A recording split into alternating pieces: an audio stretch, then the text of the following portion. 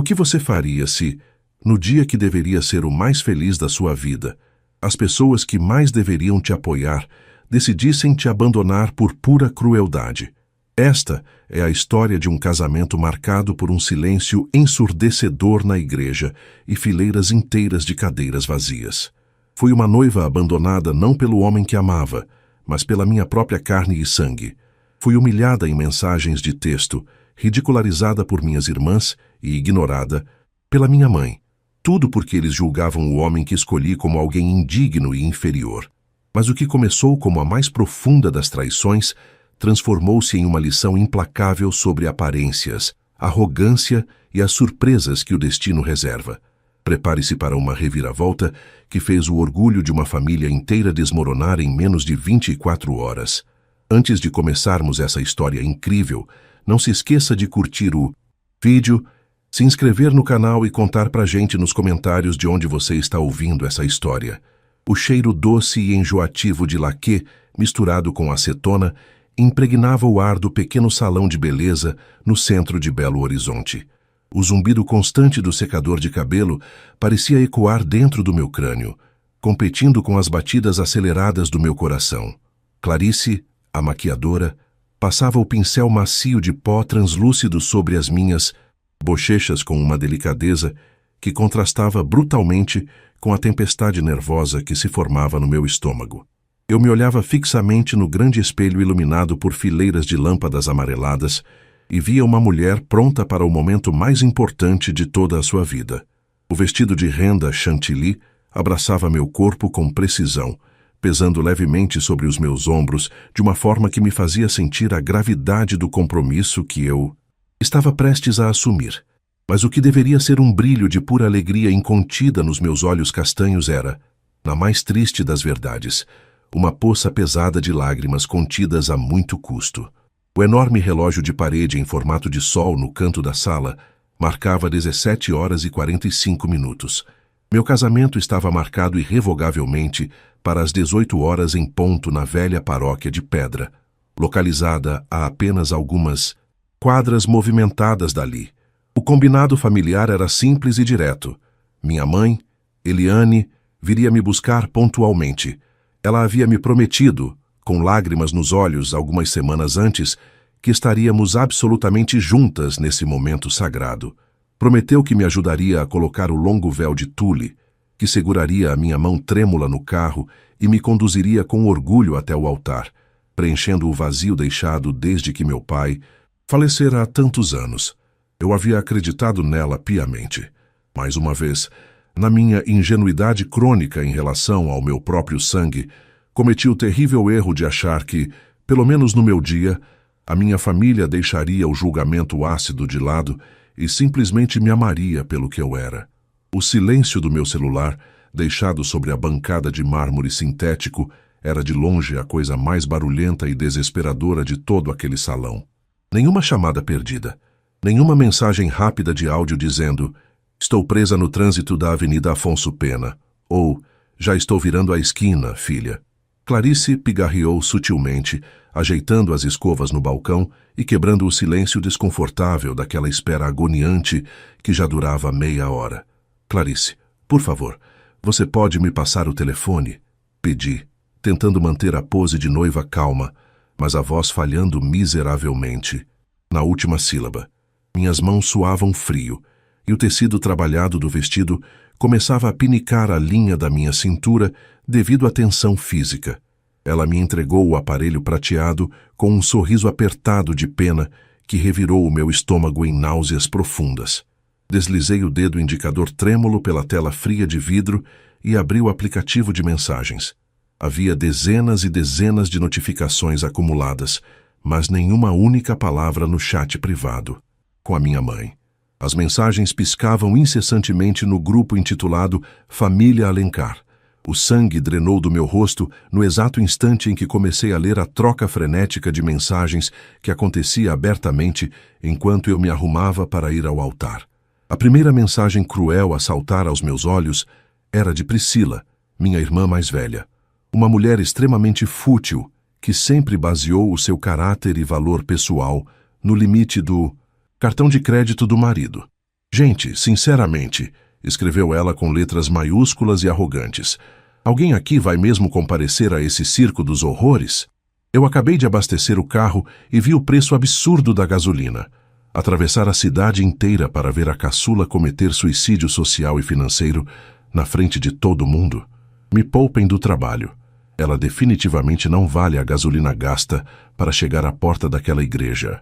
Logo abaixo, Camila, a irmã do meio, havia enviado uma figurinha animada rindo histericamente, seguida de um texto puramente venenoso. Eu avisei desde o começo, não foi? Que humilhação gigantesca para o nosso nome. Casar com um motoboy. É um rebaixamento tão grande e tão vergonhoso que eu tenho até pavor de dizer às minhas amigas íntimas que somos parentes de primeiro grau. Imagina só o nível da festa de casamento deles. Vai ter salgadinho frito no óleo velho da esquina da igreja e copo de guaraná quente servido em guardanapo de papel. Minha respiração simplesmente parou na garganta, alojando-se no fundo do peito, feito um bloco sólido de concreto armado. Meus olhos ardiam intensamente, lutando com o último fio de força contra o instinto incontrolável de chorar aos prantos e borrar a maquiagem impecável. Mas a mensagem seguinte no grupo estilhaçou em 1001 pedaços o último e solitário resquício de esperança que eu ainda nutria por aquelas pessoas. Era uma notificação da minha própria mãe. O contato "mãe" brilhava na tela parcialmente trincada com uma declaração verbalmente devastadora. Não me esperem sob nenhuma hipótese e não me liguem. Eu concordei em levá-la por pura e simples pena, para não causar alarde antes, mas não passarei pelo vexame público intolerável de entregar minha própria filha para um entregador de lanches sem qualquer futuro na vida. Deixem que ela se case completamente sozinha no altar e sinta na pele o peso amargo das péssimas escolhas que fez desde que conheceu esse infeliz. Fiquei petrificada na cadeira do salão. A humilhação crua queimava sob a minha pele, feito ácido sulfúrico, incendiando minhas bochechas com um rubor incontrolável de vergonha indescritível e fúria vulcânica. O aparelho de celular tremia violentamente nas minhas mãos molhadas de suor. Eles acharam que seria uma piada incrivelmente engraçada me deixar sozinha. Um boicote frio e milimetricamente orquestrado no dia do meu próprio casamento. Riam impiedosamente do homem de bem que eu amava, baseados inteiramente em preconceito de classe, arrogância barata e uma visão totalmente distorcida do que significava ter sucesso verdadeiro na vida. Murilo sempre foi um homem honrado de coração puro, e o fato de trabalhar em cima de uma moto embaixo do sol de Minas Gerais nunca diminuiu o seu caráter. Levantei-me num solavanco rápido, o tecido branco e volumoso farfalhando pesadamente pelo chão rústico do salão. Clarice, assustada, insistiu fervorosamente em me levar pessoalmente à paróquia em seu humilde carro popular. O trajeto curto pelo asfalto molhado de uma chuva recente pareceu durar uma eternidade, enclausurante. Quando finalmente paramos em frente à imponente igreja centenária de Portas de Carvalho, elas estavam cerradas. A cerimonialista do evento veio correndo em pânico absoluto até o meio-fio, a prancheta de cronograma tremendo violentamente nas mãos pálidas, avisando aos prantos abafados que o lado esquerdo de todos os bancos, reservado estritamente para a minha família de sangue, estava absolutamente deserto. Nenhuma única alma viva havia aparecido. O vazio denso e absoluto me atingiu fisicamente como um soco no estômago. Engoli a imensa e dolorosa vontade de desabar em prantos ali mesmo na calçada de pedra-sabão e, erguendo o queixo de forma imperativa, ordenei que o maestro da pequena orquestra tocasse os primeiros acordes gloriosos da marcha nupcial. As imensas portas se abriram com um estrondo grave e cerimonial. O cheiro de incenso litúrgico e cera de vela derretida invadiu as minhas narinas, misturando-se no ar com a fragrância dos imensos arranjos de lírios brancos que decoravam as laterais do caminho principal. A luz ofuscante dos lustres de cristal antigo refletiu de forma implacável no corredor completamente vazio da minha família. Fileiras contínuas e mais fileiras de bancos de madeira nobre e polida reluziam sob a iluminação quente, completamente intocados, sem um único parente sequer sentado para testemunhar a minha união sagrada. Aquele silêncio visual esmagador Era o lembrete definitivo e cruel da traição imperdoável que eu acabara de sofrer. Mas lá no final do tapete carmesim, em pé e esperando por mim, estava o meu único e verdadeiro porto seguro. Murilo estava impecavelmente alinhado em um terno escuro feito sob medida. Ao perceber que as pesadas portas de madeira se abriram de par em par, revelando apenas a minha figura solitária no início da nave, seus olhos perspicazes varreram a metade vazia da igreja em uma fração de segundo, e ele compreendeu tudo o que havia acontecido. O maxilar dele trincou com uma raiva silenciosa e extremamente controlada. Sem hesitar e ignorando solenemente os sussurros perplexos dos poucos convidados do lado direito, ele quebrou todas as regras cerimoniais e desceu os degraus do altar. Caminhou com passos firmes e inabaláveis até o exato meio do corredor comprido para segurar com firmeza a minha mão fria e trêmula, guiando-me sem soltar por um segundo sequer para a nova vida. Elas poderiam zombar da nossa suposta miséria hoje, mas o que a minha mãe desalmada e as minhas duas irmãs presunçosas não faziam a menor e mais distante ideia, cegas pelo próprio egoísmo, é que o homem de ombros largos de pé no altar guardava consigo um segredo estrondoso e transformador. Amanhã pela manhã, através da tela rachada dos mesmos celulares de luxo que usaram para me humilhar e me descartar, elas saberiam a verdade monumental sobre quem o modesto noivo motoboy realmente era na alta hierarquia financeira. Mas hoje, diante daquele altar iluminado e de mãos dadas com o homem que eu escolhi, eu me casaria em absoluta e invencível paz. A caminhada até o altar, que deveria ter sido o momento de glória, inesquecível ao lado da mulher que me deu a vida, transformou-se em um ato de pura resistência silenciosa e de uma cumplicidade inabalável com o homem que agora segurava a minha mão com tanta firmeza. O contato da palma quente e levemente áspera de Murilo contra a minha pele gelada pelo nervosismo funcionou como uma âncora instantânea e poderosa, puxando-me de volta da beira de um abismo emocional escuro e assustadoramente profundo.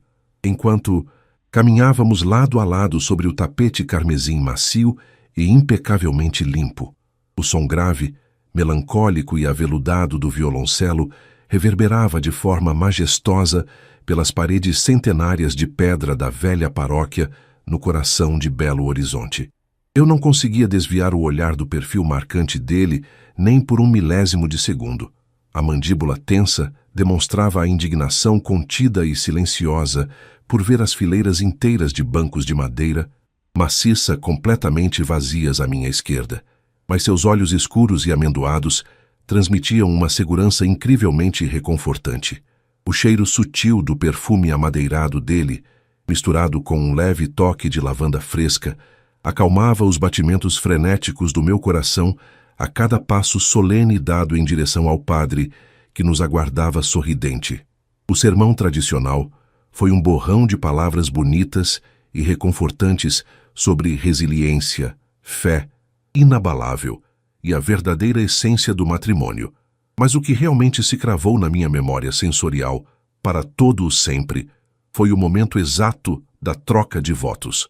Quando Murilo deslizou a fina e elegante aliança de ouro amarelo pelo meu dedo anelar esquerdo, ele se inclinou suavemente e aproximou os lábios do meu ouvido, o hálito quente contrastando agradavelmente com a temperatura amena e controlada do interior da igreja.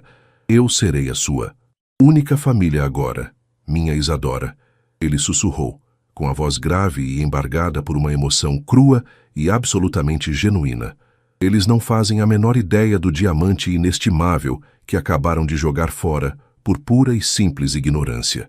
Naquele exato segundo, uma lágrima quente e solitária escorreu lentamente pela minha bochecha direita, borrando levemente a maquiagem impecável que a Clarice havia feito com tanto zelo no salão.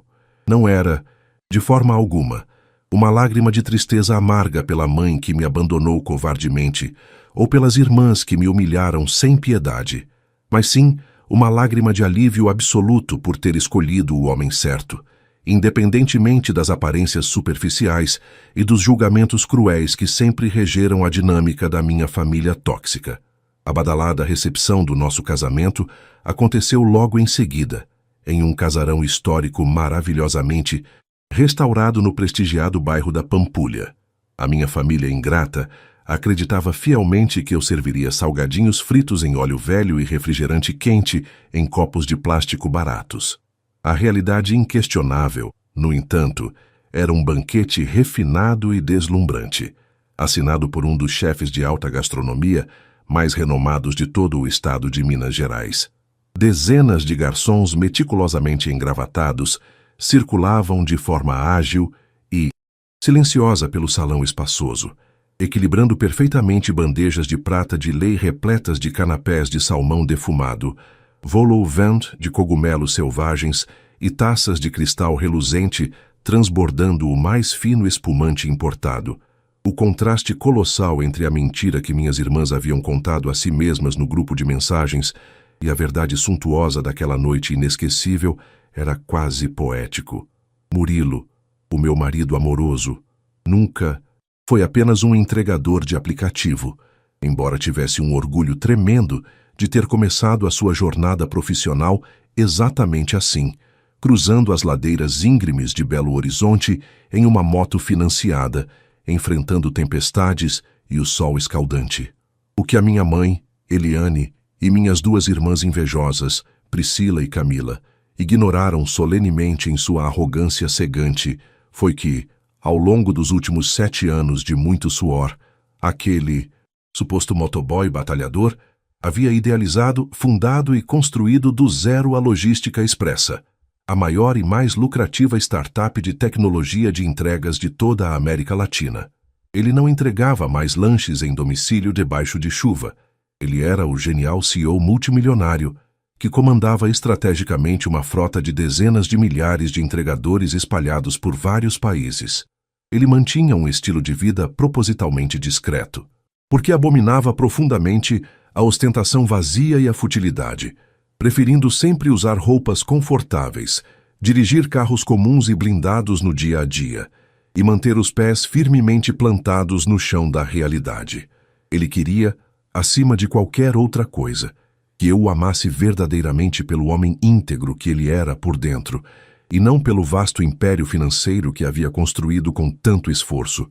E eu o amei, de forma intensa e profunda, desde o primeiro dia, muito antes de saber das cifras exorbitantes com múltiplos zeros na sua conta bancária conjunta. A tão aguardada noite de núpcias transcorreu como um sonho etéreo e inesquecível em uma suíte presidencial deslumbrante, localizada no andar mais alto do hotel, 5 estrelas mais luxuoso de toda a cidade, ostentando uma vista panorâmica de tirar o fôlego para a imensa lagoa da Pampulha, que brilhava intensamente refletindo as luzes noturnas da metrópole. Acordei lentamente na manhã seguinte, sentindo meu corpo maravilhosamente relaxado, envolta em pesados lençóis de algodão egípcio, legítimo de 1000 fios, que pareciam acariciar a minha pele cansada. O sol radiante de domingo entrava sem pedir licença pelas imensas janelas de vidro do chão ao teto, aquecendo o quarto absurdamente espaçoso. Murilo já estava de pé, vestindo apenas uma calça de linho claro e solta, servindo um café fresco e aromático de uma máquina de expresso prateada e supermoderna instalada no frigobar da suíte.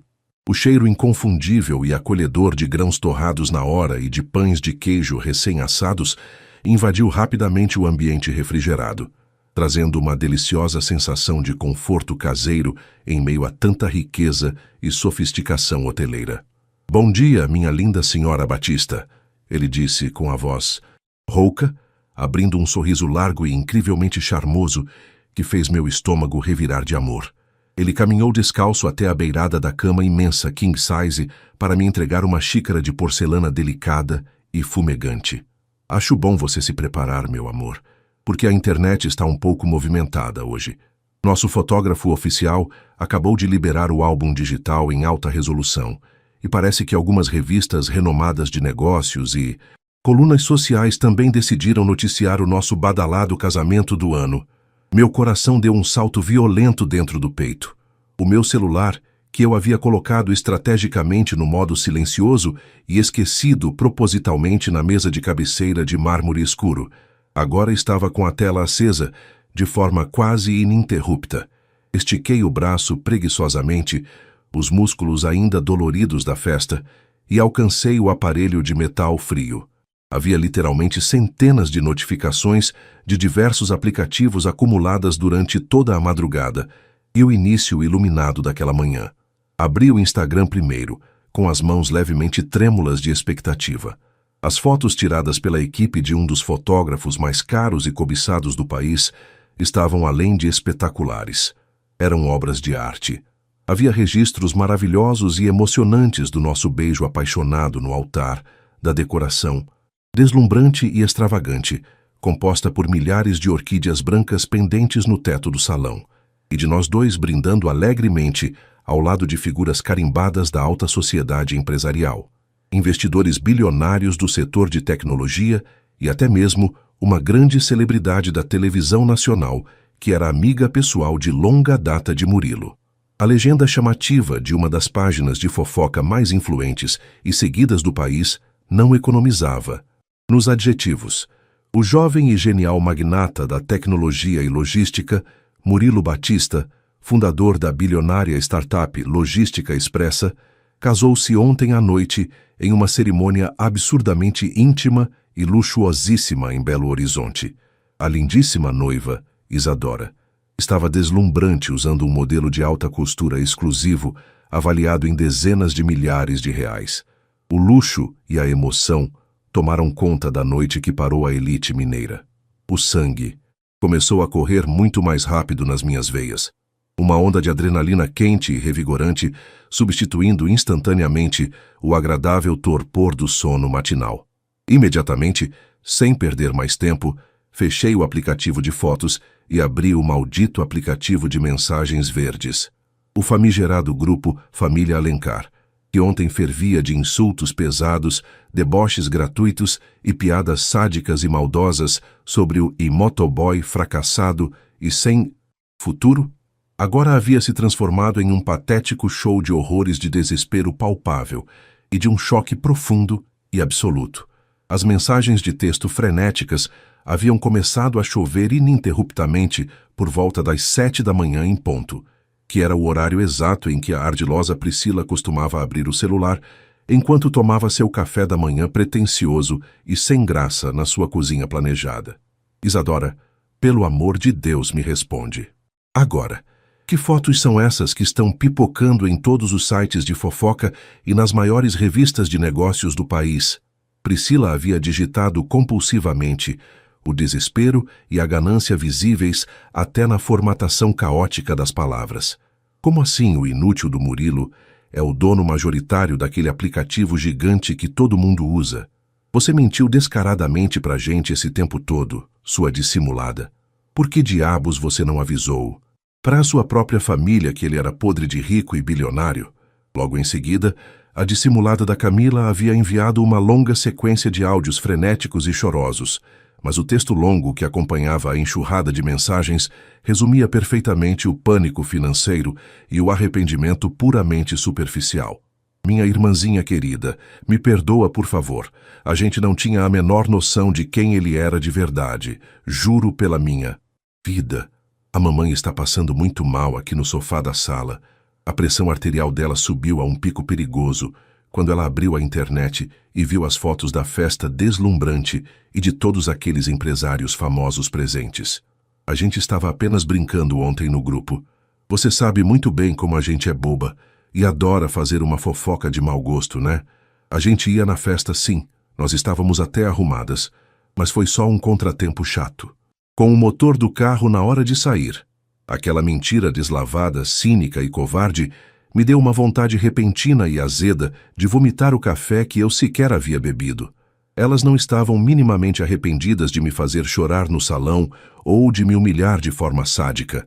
Elas estavam puramente aterrorizadas com a gigantesca oportunidade financeira, as viagens grátis e o prestígio social estrondoso que haviam acabado de jogar diretamente na lata do lixo orgânico por puro e burro preconceito de classe. Eu respirei fundo, absorvendo o ar limpo do quarto, o aroma encorpado do café de Murilo me ancorando confortavelmente de volta ao meu presente maravilhoso e promissor. A tão falada vingança, eu percebi claramente naquele instante, sentada naquela cama macia de luxo incalculável. Não precisava ser um prato amargo servido frio. Ela já havia sido servida com elegância, inquestionável em taças de cristal Baccarat, fotografada em alta resolução para toda a nação, ver e esfregada diretamente e sem nenhum pudor na cara espantada daquelas mulheres rasas e fúteis. Mas eu definitivamente não as deixaria falando no vácuo do esquecimento. O silêncio ignorante seria indulgente e condescendente demais da minha parte, e eu precisava cortar esse cordão umbilical podre e tóxico de uma vez por todas, da forma mais didática e definitiva possível. Posicionei minhas duas mãos sobre a tela iluminada e comecei a digitar a minha resposta com os dedos ágeis. Um sorriso frio, implacável, porém profundamente e curativamente libertador, curvando devagar os cantos da minha boca. O brilho da tela do celular refletia intensamente nas minhas pupilas, iluminando o rastro de uma satisfação fria que eu nunca imaginei ser capaz de sentir. O cursor piscava, ritmicamente no campo de texto do grupo da família, como se estivesse me incentivando a despejar cada gota de verdade acumulada em anos de silenciamento e menosprezo. Olhei para o lado e vi Murilo terminando de dar um nó elegante no seu roupão de seda azul marinho. Ele me observava com um olhar de quem compreendia que aquele momento não era sobre dinheiro ou vingança barata, mas sobre o resgate definitivo da minha dignidade. Respirei fundo, sentindo o ar condicionado da suíte presidencial refrescar minha pele, e comecei a digitar com uma precisão cirúrgica, escolhendo cada palavra como se estivesse traçando uma linha divisória inultrapassável entre o meu passado de humilhações e o meu futuro de liberdade. Bom dia para quem ainda tem coragem de me chamar de família, escrevi, sentindo um peso enorme sair dos meus ombros. Ontem, o valor da gasolina era alto demais para testemunhar o meu casamento. Ontem, o meu marido era apenas um rebaixamento e um motoboy sem futuro, que não merecia a presença de vocês. Engraçado como, em menos de 24 horas, a gasolina parece ter baixado de preço e o caráter do Murilo se tornou irrelevante diante do saldo bancário dele. Priscila, não se preocupe com o meu silêncio dissimulado. Eu não escondi quem ele era. Vocês é que estavam ocupadas demais, contando o dinheiro dos seus maridos e medindo o valor das pessoas pela marca do carro que elas dirigem para enxergar um homem de verdade. Camila, diga à mamãe que não precisa se preocupar com a pressão arterial. Ela está ótima para quem passou a tarde de ontem rindo de mim no sofá, enquanto eu entrava sozinha em uma igreja vazia. Vocês não perderam um casamento por causa de um contratempo no motor. Vocês perderam a única pessoa desta família que ainda tentava amar vocês, apesar da podridão dos seus corações. A partir de hoje, a noiva sozinha que vocês criaram não existe mais. Eu sou a Senhora Batista, e para vocês, o acesso a esta nova vida está permanentemente negado. Não nos procurem, não liguem e, por favor, não gastem mais a preciosa gasolina de vocês tentando me encontrar. O meu perdão não está à venda e a minha nova família não aceita penetras. Assim que apertei o botão de enviar, o grupo explodiu em uma nova onda de notificações frenéticas. O nome da minha mãe piscava na tela em uma chamada de vídeo que eu fiz questão de recusar com um deslize seco de dedo. Priscila começou a digitar um parágrafo que parecia um testamento de desculpas esfarrapadas, e Camila enviava áudios onde o som do choro parecia forçado e teatral demais para ser levado a sério. Elas estavam desesperadas, não pela perda da minha companhia, mas pela perda do camarote VIP para a vida de luxo que agora eu ostentava sem nem precisar me esforçar. Elas queriam os convites para os jantares de gala, as viagens de jatinho para o exterior e as bolsas de grife que imaginavam que eu distribuiria como migalhas de reconciliação. Bloqueei cada um dos contatos, um por um, sentindo um estalo mental de libertação a cada clique. Retirei-me do grupo Família Alencar e, em seguida, apaguei o histórico de conversas, limpando os detritos de anos de toxicidade da memória do meu aparelho e da minha vida. Murilo se aproximou por trás. envolvendo seus braços fortes ao redor da minha cintura e apoiando o queixo no meu ombro. O calor do corpo dele me trazia de volta para a realidade sólida e segura que havíamos construído. "Você está bem?" Ele perguntou com aquela voz calma que sempre conseguia desarmar qualquer uma das minhas defesas. "Estou melhor do que nunca", respondi, virando-me em seus braços para encará-lo. Senti como se estivesse tirando um sapato que apertava meus pés há 25 anos. É uma sensação estranha de vazio, mas um vazio limpo, entende? Ele assentiu e me deu um beijo suave na testa, o metal frio da sua aliança tocando minha pele como um selo de proteção. Ele sabia, melhor do que ninguém, o que era ser subestimado pelo mundo e ter que provar seu valor através do trabalho duro, enquanto aqueles que deveriam apoiá-lo apenas observavam das sombras, esperando por uma falha. Passamos o restante da manhã ignorando o caos que havíamos causado na alta sociedade de Belo Horizonte. O serviço de quarto trouxe um banquete de frutas tropicais frescas, iogurtes artesanais e mel silvestre colhido nas montanhas de Minas. Enquanto comíamos na varanda, observando o movimento distante dos carros lá embaixo, eu percebi que a verdadeira vingança não era ver minha mãe e irmã sofrendo ou implorando. A verdadeira vingança era o fato de que eu agora habitava um mundo onde a opinião delas não tinha absolutamente nenhum peso. Elas continuariam naquela casa antiga, amarguradas, cuidando das aparências de uma classe média decadente, enquanto eu estaria descobrindo o mundo ao lado do homem que elas tiveram o azar de desprezar. Naquela tarde, enquanto fazíamos as malas para a nossa lua de mel nas Maldivas, Murilo recebeu um telefonema de sua secretária executiva. Ela informou que 3 mulheres estavam na recepção da sede da Logística Expressa, exigindo falar com o CEO e alegando serem parentes próximas, que precisavam tratar de um assunto urgente de saúde na família. Murilo olhou para mim, esperando minha reação. Eu apenas sorri e balancei a cabeça negativamente. Ele, então, falou ao telefone com uma voz gélida e impessoal que eu raramente ouvia. "Diga a essas senhoras que o Sr. Batista não possui familiares com esses nomes e que, se elas continuarem perturbando o ambiente de trabalho, a segurança privada será acionada para retirá-las do prédio. E por favor, deixe claro que nenhuma doação ou assistência será prestada a essas pessoas agora ou no futuro." Ouvir aquilo foi o ponto final de que eu precisava. O ciclo estava encerrado. Saímos do hotel em direção ao aeroporto de Confins em um carro preto blindado, escoltados pela discrição que o sucesso de Murilo exigia. Enquanto o veículo deslizava suavemente pela rodovia, olhei pela janela e vi um entregador em uma moto azul, costurando o trânsito com pressa e determinação.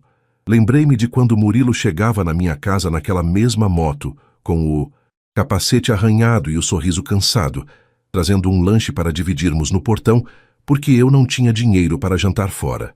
Minha família o via como um nada, mas eu sempre vi o rei que ele era antes mesmo de ele ter um castelo.